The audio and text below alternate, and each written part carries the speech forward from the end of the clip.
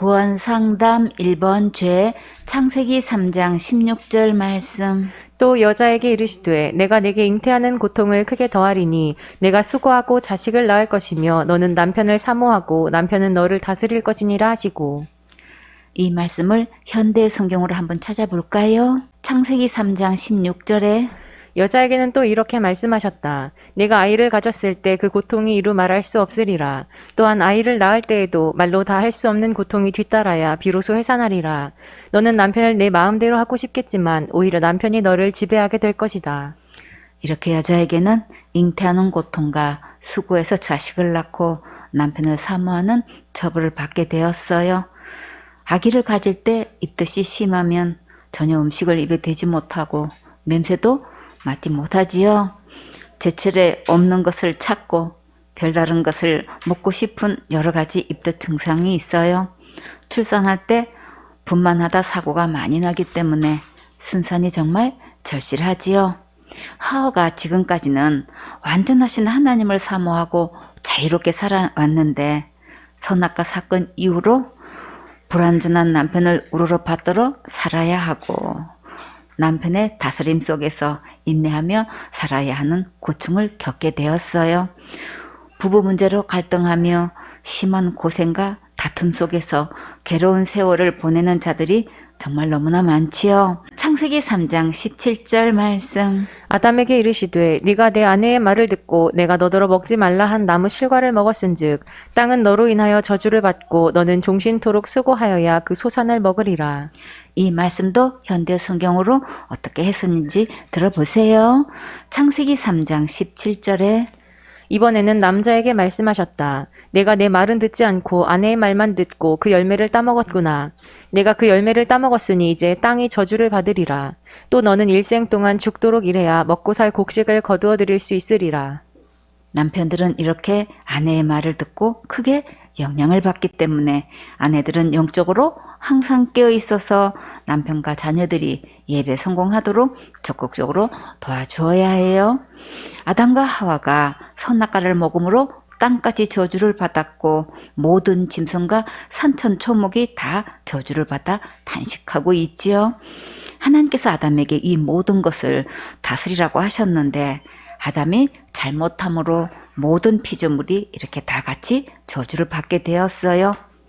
집안의 가장이 잘못하면 온 가족에게 미치는 그 영향은 이루 말할 수 없지요. 아빠가 잘못되면 하늘이 무너지는 것 같은 큰 충격을 받게 되고 엄마가 잘못되면 보금자리를 잃어버리는 것 같은 타격을 입게 되지요. 창세기 3장 18절 말씀. 땅이 내게 가시덤불과 엉겅퀴를 낼 것이라. 너의 먹을 것은 밭의 채소인즉. 지금까지는 농사를 짓지 않아도 먹고 살았는데 이제는 땀 흘려 농사를 지어야 먹고 살게 되었어요. 창세기 3장 19절 말씀. 내가 얼굴에 땀이 흘러야 식물을 먹고 필경은 흙으로 돌아가리니 그 속에서 내가 취함을 입었음이라. 너는 흙이니 흙으로 돌아갈 것이니라 하시니라. 농사를 지어서 먹고 사는 것이 아니라 종신토록 고생하다가 결국에는 흙으로 돌아가게 되었어요. 어떤 의학 박사가 신체에 대한 연구를 하다가 사람의 몸이 죽지 않게 만들어졌다는 것을 깨달았대요. 근데 사람들이 왜 죽을까요? 죄의 싹은 사망이라 사람이 죄를 지어서 죽게 되었지요. 생명 대신 하나님을 버리고 떠났기 때문에 죽음이 찾아온 거예요. 하나님의 말씀을 믿지 않고 마음의 주인을 바꾼 것이 죄의 시작이에요. 창세기 3장 20절 말씀. 아담이 그 아내를 하와라 이름하였으니 그는 모든 산자의 어미가 됨이더라. 하와의 이름의 뜻은 생명이란 뜻이고 모든 살아있는 것들의 어미란 뜻이에요. 정말 굉장한 뜻이지요. 그러면 지금까지 이름도 없이 살았을까요? 그동안 뭐라고 불렀을까요? 자기야 했을까요? 여보야 했을까요? 아담이 아내에게 이름을 지어준 것을 보면 새로운 마음을 가지고 새 출발하는 것을 볼 수 있겠지요. 아담이 어떻게 해서 이렇게 새 출발을 할 수 있었을까요? 하나님께서 아담에게 어떤 은혜를 주시는지 정말 궁금하지요. 우리도 하나님의 이 은혜를 받으면 하와처럼 산자의 의미가 될 수 있어요. 그래서 우리도 소망이 있어요. 창세기 3장 21절 말씀. 여호와 하나님이 아담과 그 아내를 위하여 가죽옷을 지어 입히시니라. 가죽옷을 얻으려면 무엇이 필요한가요?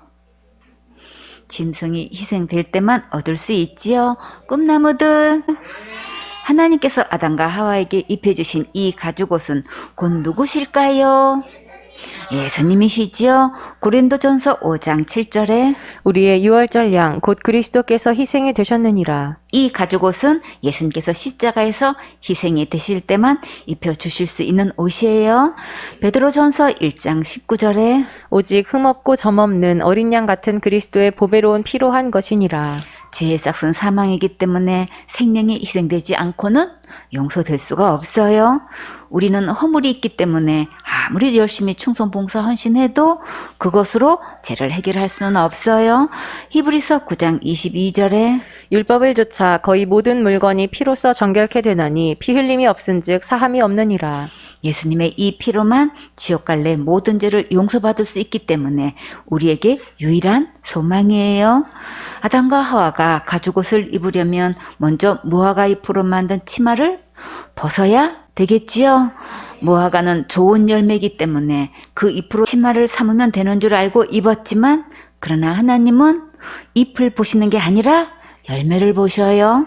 무화과 잎이 열매가 될 수는 없지요. 우리가 아무리 좋은 일, 착한 일, 선한 일을 해서 옷을 삼아도 그것이 거룩한 옷이 될 수는 없어요. 천국은 하나님께서 주시는 예복을 반드시 입어야만 들어갈 수 있는 곳이에요. 그러면 우리가 어떻게 하면 이 가죽옷, 거룩한 옷을 입을 수 있을까요? 갈라디아 3장 26절에 너희가 다 믿음으로 말미암아 그리스도 예수 안에서 하나님의 아들이 되었으니 누구든지 그리스도와 합하여 침례를 받은 자는 그리스도로 옷 입었느니라. 예수님께서 십자가에서 흘리신 그 피로 지옥 갈래 모든 죄를 영원히 용서해 주신 것을 믿으면 예수님과 함께 십자가에서 죽고 함께 부활한 것이고 함께 침례를 받은 거예요. 고린도전서 15장 3절에 내가 받은 것을 먼저 너희에게 전하였노니 이는 성경대로 그리스도께서 우리 죄를 위하여 죽으시고 장사 지낸 바 되었다가 성경대로 사흘 만에 다시 살아나사. 예수님은 성경대로 우리 죄를 위해 죽으시고 장사 지내시고 성경대로 사흘 만에 살아나셨어요. 갈라디아 2장 20절에 내가 그리스도와 함께 십자가에 못 박혔나니 그런즉 이제는 내가 산 것이 아니요 오직 내 안에 그리스도께서 사신 것이라. 이제 내가 육체 가운데 사는 것은 나를 사랑하사 나를 위하여 자기 몸을 버리신 하나님의 아들을 믿는 믿음 안에서 사는 것이라.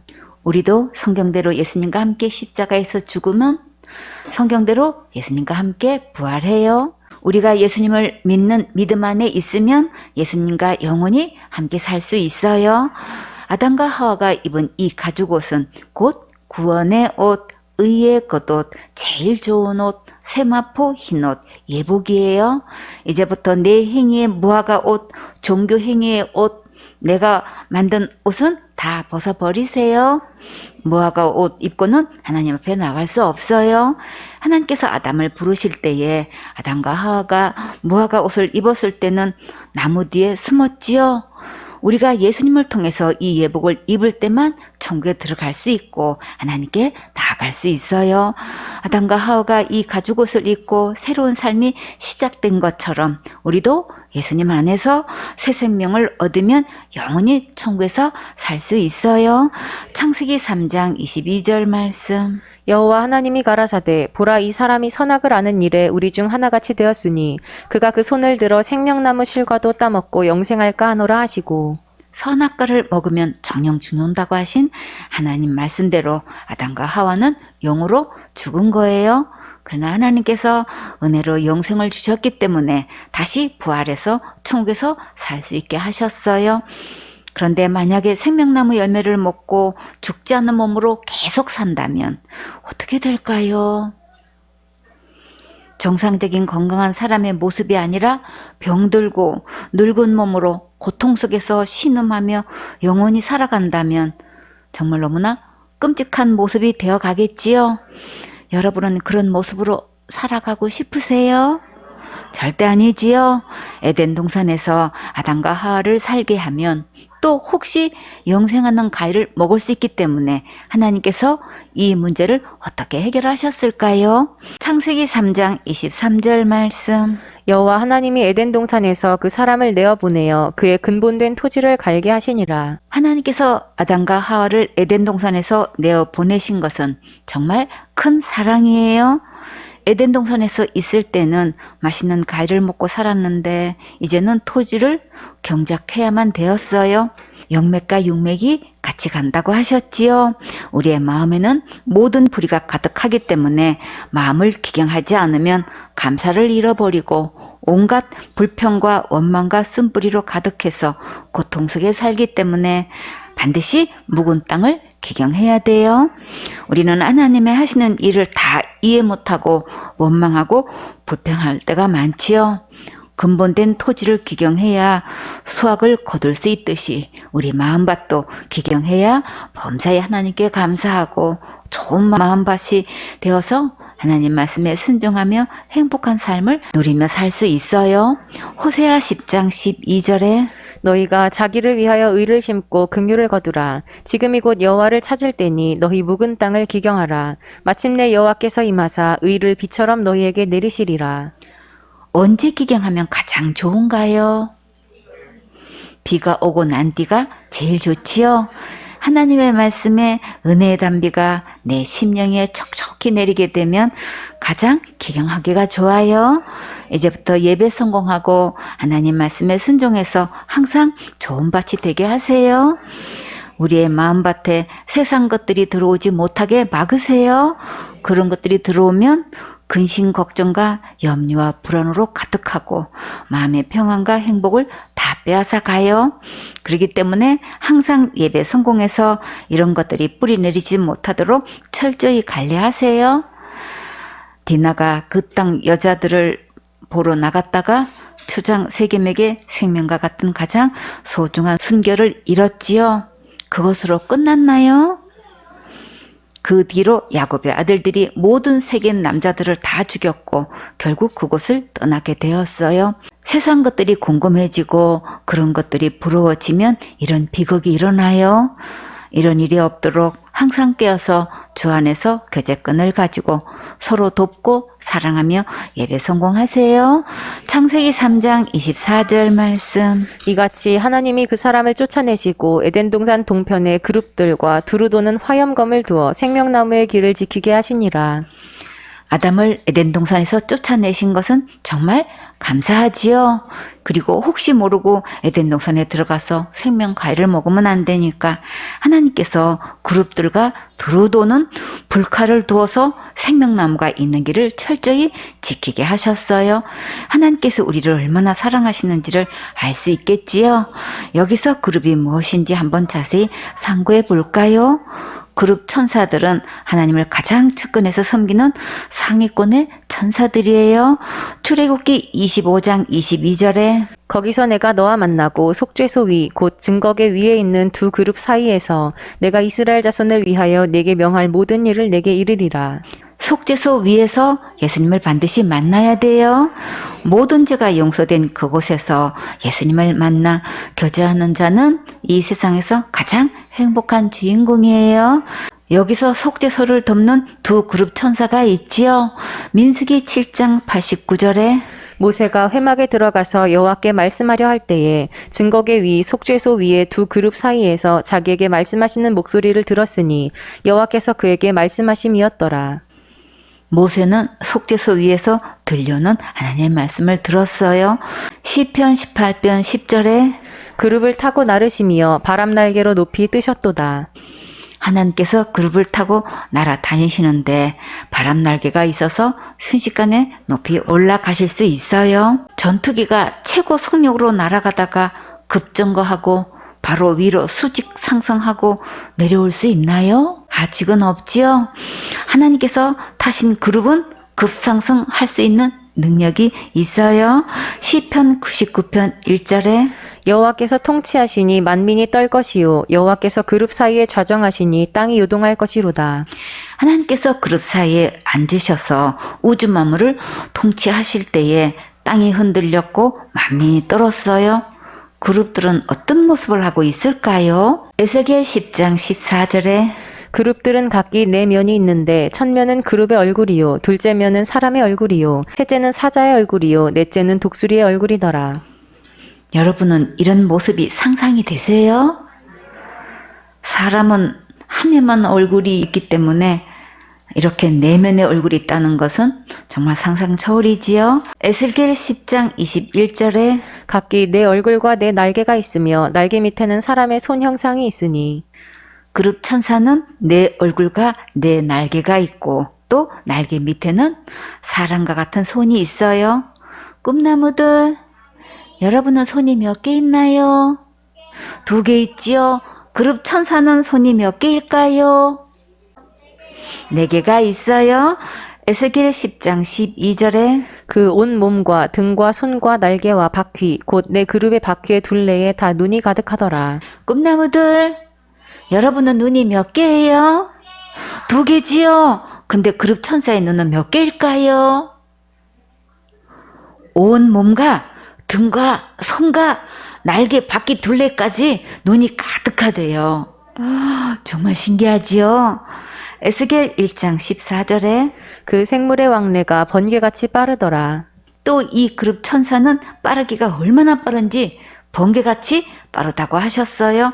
하나님께서 이른 그룹 천사들에게 생명나무 열매를 지키게 하셨어요.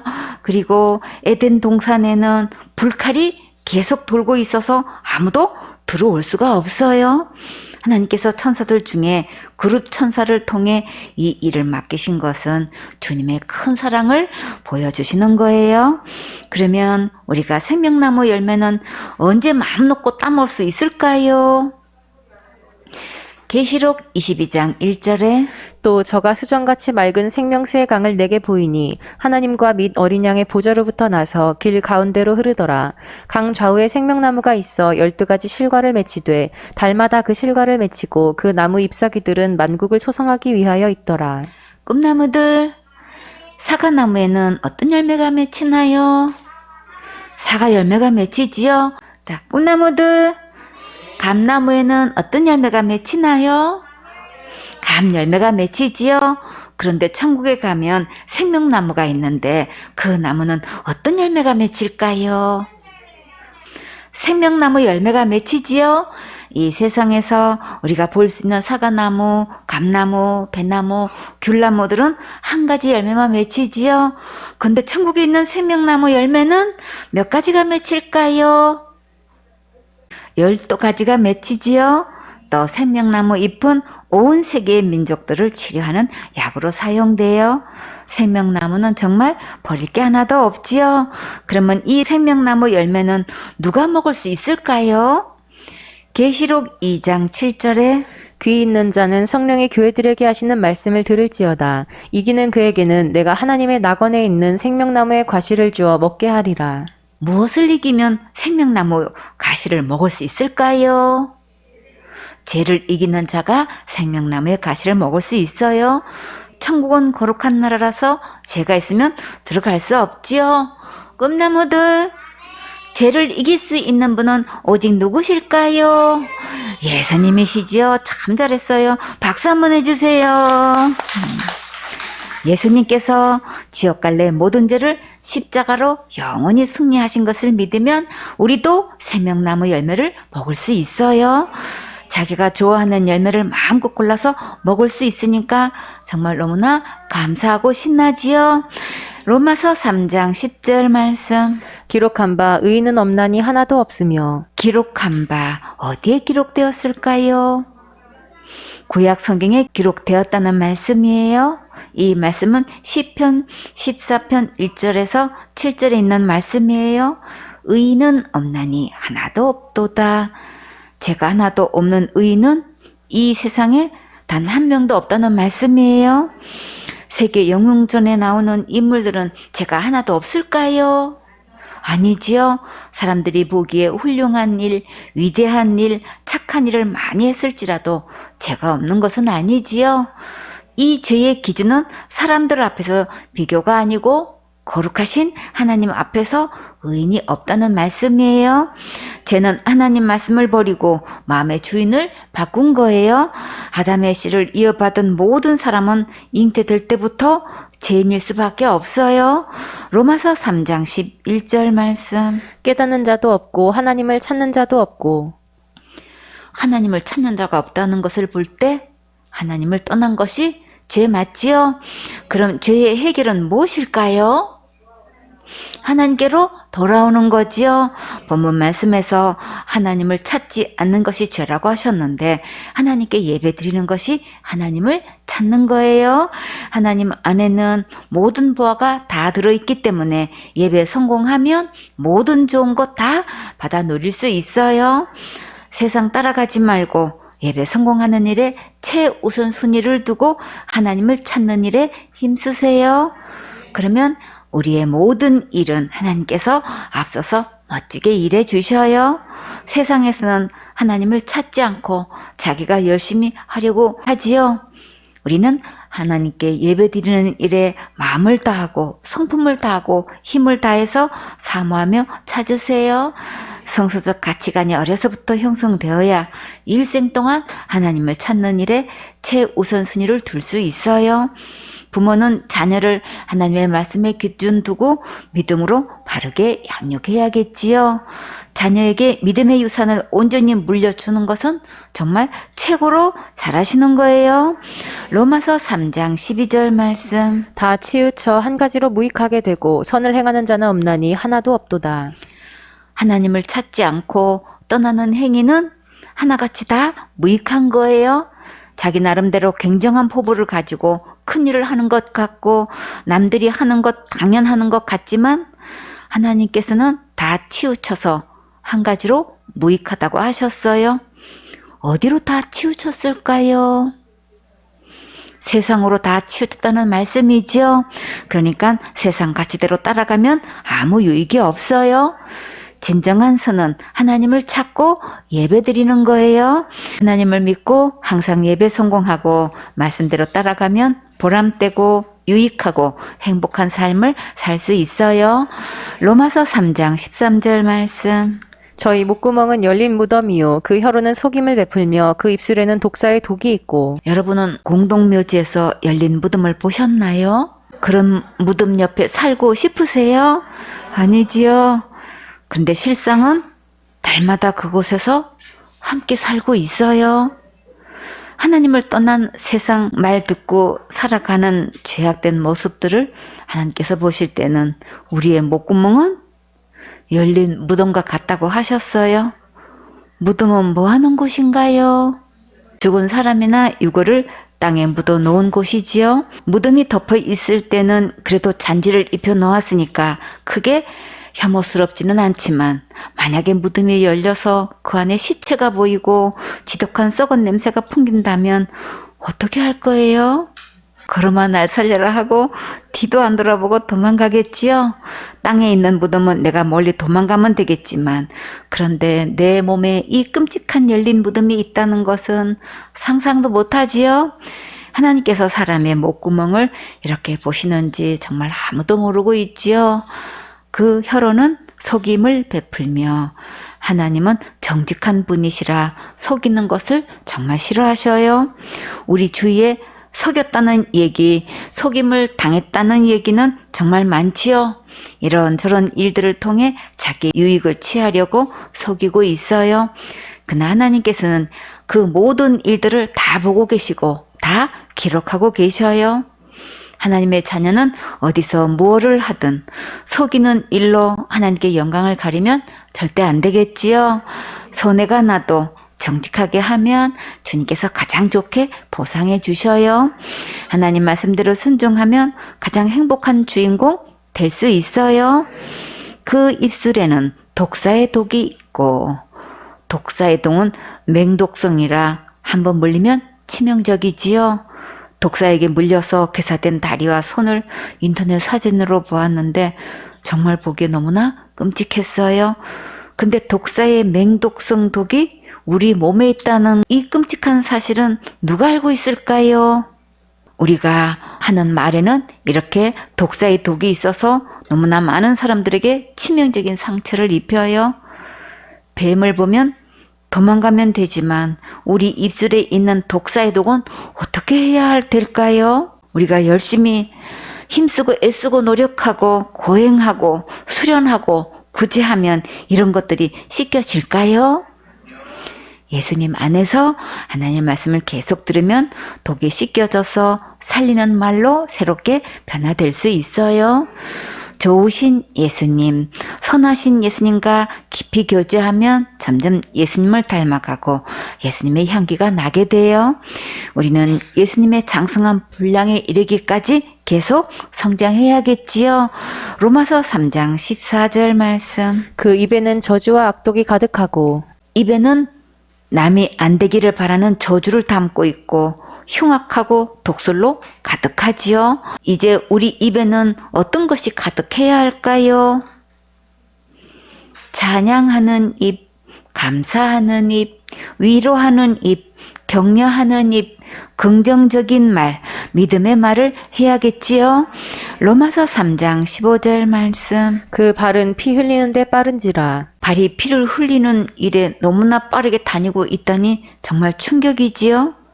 온종일 열심히 다니지만 결국 생명의 길, 천국으로 가지 못하고 죽음의 길, 지옥으로 가고 있어요. 그러면 이제부터 우리는 어떤 발걸음이 되어야 할까요? 하나님의 말씀을 간절히 사모하고 예배드리러 빠르게 달려오는 발걸음이 되어야겠지요. 또 양육받고 몸 찬양 드리고 복음 전하고 양육하는 일에 내 발걸음이 빠르게 다녀야겠지요. 주의 나라와 의를 위해 우리의 모든 삶이 최우선순위가 되어 있으면 무엇을 해도 너무나 행복하고 하는 일마다 형통하고 가는 곳마다 살리는 일에 귀하고 장구하게 쓰임받을 수 있어요. 로마서 3장 16절 말씀. 파멸과 고생이 그 길에 있어. 하나님을 떠난 삶은 결국 파괴와 멸망이 기다리고 어렵고 괴로운 힘든 일을 겪게 돼요. 로마서 3장 17절 말씀. 평강의 길을 알지 못하였고. 하나님을 버리면 평생 동안 진정한 평강의 길을 알지 못하고 고생만 하다가 지옥 가게 돼요. 그러나 예수님 안에 있으면 구원의 길, 평강의 길, 행복한 길, 천국 가는 길을 가게 해 주셔요. 로마서 3장 18절 말씀. 저희 눈앞에 하나님을 두려워함이 없느니라 함과 같으니라. 이렇게 극악한 죄만 짓고 살았는데도 하나님 무서운 줄도 모르고 조금도 가책도 없고 겁도 없지요. 하나님을 떠나 마귀를 주인 삼고 있는 모습은 당장 죽으면 지옥 가서 무서운 심판을 받고 세세토록 형벌을 받을 텐데 전혀 모르고 있어요. 하나님을 떠나 마귀를 주인 삼고 있는 모습은 정말 너무나 끔찍하고 흉악한 죄만 짓고 있지요. 이 모든 죄는 다 누구 안에 있나요? 마귀 안에 있지요. 이런 악한 마귀를 계속 주인 삼고 따라갈 거예요? 아니지요. 빨리 하나님께로 돌아와야겠지요. 마음의 마귀를 주인 삼은 것이 죄이고 마음에 예수님을 주인으로 모시고 예배드리는 것이 진짜 회개예요. 지금부터 하나님 두려운 줄 알고 일평생 하나님을 경외하며 예배 성공하세요. 그러면 인생 성공하고 축복받고 행복한 멋진 주인공이 되게 해 주셔요. 로마서 3장 4절 말씀. 그럴 수 없느니라. 사람은 다 거짓되되 오직 하나님은 참되시다 할지어다. 기록된 바 주께서 주의 말씀에 의롭다함을 얻으시고 판단받으실 때에 이기려 하심이라 함과 같으니라. 왜 사람은 다 거짓될까요? 거짓의 아비에게서 났으니까 다 거짓되지요. 거짓의 아비가 누구인가요? 마귀지요. 요한복음 8장 44절에 너희는 너희 아비 마귀에게서 났으니 너희 아비의 욕심을 너희도 행하고자 하느니라. 저는 처음부터 살인한 자요 진리가 그 속에 없으므로 진리에 서지 못하고 거짓을 말할 때마다 제 것으로 말하나니 이는 저가 거짓말장이요 거짓의 아비가 되었음이니라. 거짓말쟁이 거짓의 아비 마귀에게서 태어났으니 모든 사람은 다 거짓된 거예요. 그러면 모든 사람 속에 누구도 거짓될까요? 나도 거짓된 거지요. 시편 116편 11절에 내가 경겁 중에 이르기를 모든 사람은 거짓말장이라 하였도다. 경겁은 놀라서 겁을 내는 것을 말해요. 모든 사람은 다 거짓말장이라는 것을 깨달았다고 했어요. 여러분도 이제 깨달았습니까? 그러나 오직 하나님은 참되시다 할지어다. 하나님은 진실하신 분, 정직하신 분, 의로우신 분, 거룩하신 분 맞지요? 본문 말씀에 기록된 바 주께서 주의 말씀에 의롭담을 얻으시고 판단받으실 때에 이기려 하심이라 함과 같으니라. 이 말씀이 어디에 기록되었을까요? 시편 51편 4절에 기록되었어요. 시편 51편 4절 말씀. 내가 주께만 범죄하여 주의 목전에 악을 행하였사오니 주께서 말씀하실 때에 의로우시다 하고 판단하실 때에 순전하시다 하리이다. 내가 오직 주에게만 범죄하여 주의 눈앞에서 이런 끔찍한 일을 하였습니다. 주께서 이 모든 것을 다 보셨으니 주의 말씀은 옳고 주의 심판은 순수하고 완전하고 정당합니다. 이 고백은 누가 한 것인가요? 다윗이 밧세바 사건 이후에 하나님께 드린 고백이에요. 다윗은 이 모든 범죄를 누구 앞에 했다고 했나요? 하나님의 목전에 곧 하나님의 눈 앞에서 했다고 했지요. 그러면 우리가 짓는 모든 죄는 하나님의 눈 앞에서 하나님께 한 거예요. 하나님을 떠난 것이 죄니까 하나님께 범죄한 건 맞지요. 그러면 하나님께 이 죄 문제를 잘못했다고 자백하고 용서를 구해야겠지요. 우리가 어떤 실수를 했는데 그 잘못을 깨달았다면 무슨 말부터 해야 할까요? 죄송합니다 해야지요. 잘못한 것을 지적하고 꾸중하시는데 가만히 있으면 안 되겠지요. 자기가 양육하는 제자들이 잘못한 것을 알았으면 사역자는 어떻게 해야 하나요? 지도자에게 정중하게 죄송합니다 해야지요. 사역자는 자기가 경성하는 심정으로 태도를 가져야겠지요. 히브리서 13장 17절에 너희를 인도하는 자들에게 순종하고 복종하라. 저희는 너희 영혼을 위하여 경성하기를 자기가 회개할 자인 것 같이 하느니라. 저희로 하여금 즐거움으로 이것을 하게 하고 근심으로 하게 말라. 그렇지 않으면 너희에게 유익이 없느니라. 자기 자식이 공놀이 하다가 이웃집의 창문을 깨뜨렸어요. 그러면 부모는 어떻게 해야 하나요? 이웃집에 가서 죄송하다고 하고 유리창 값을 변성해야지요. 사역자는 이런 심정으로 양육해야겠지요. 시편 51편 5절 말씀. 내가 죄악 중에 출생하였으며 모친이 죄 중에 나를 잉태하였나이다. 우리가 모태적 교인, 모태적 신앙이라는 말은 많이 들어왔지요. 그러나 성경에는 모태적 죄인이라고 하셨어요. 엄마 태에서 죄 중에 잉태했고 죄악 중에 태어났어요. 하나님을 버리고 마귀로 주인 바꾼 죄가 이렇게 아담으로부터 계속 전해 내려오고 있었어요. 우리는 죄악 덩어리로 태어났기 때문에 아이라 할지라도 죄를 해결받지 못하고 죽으면 어디 가나요? 지옥 가지요. 그래서 모든 사람이 죄를 범했다고 하셨어요. 이 죄악 덩어리 속에 선한 것이 있나요? 의로운 일을 할 수 있나요? 전혀 없지요. 마귀 안에는 모든 불의가 있고 하나님 안에는 모든 선한 것만 있어요. 내 마음에 누가 주인인가에 따라 악하고 선한 것이 나뉘어져요. 꿈나무들 단지가 있어요.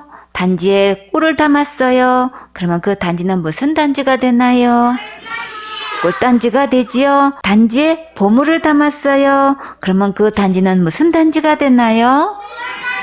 그렇죠. 보물단지가 되지요. 이렇게 단지에 무엇을 담았냐에 따라 단지 이름이 다르듯이 우리 마음의 주인이 누구인가에 따라 죄인과 의인이 구별되는 거예요.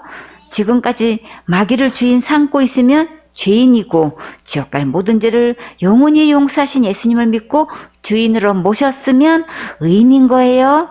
그러니까 날마다 짓는 죄를 날마다 회개 기도로 죄가 해결될 수 없는 거예요. 왜 그럴까요? 죄의 싹은 사망이기 때문에 우리는 할 수 없는 거지요.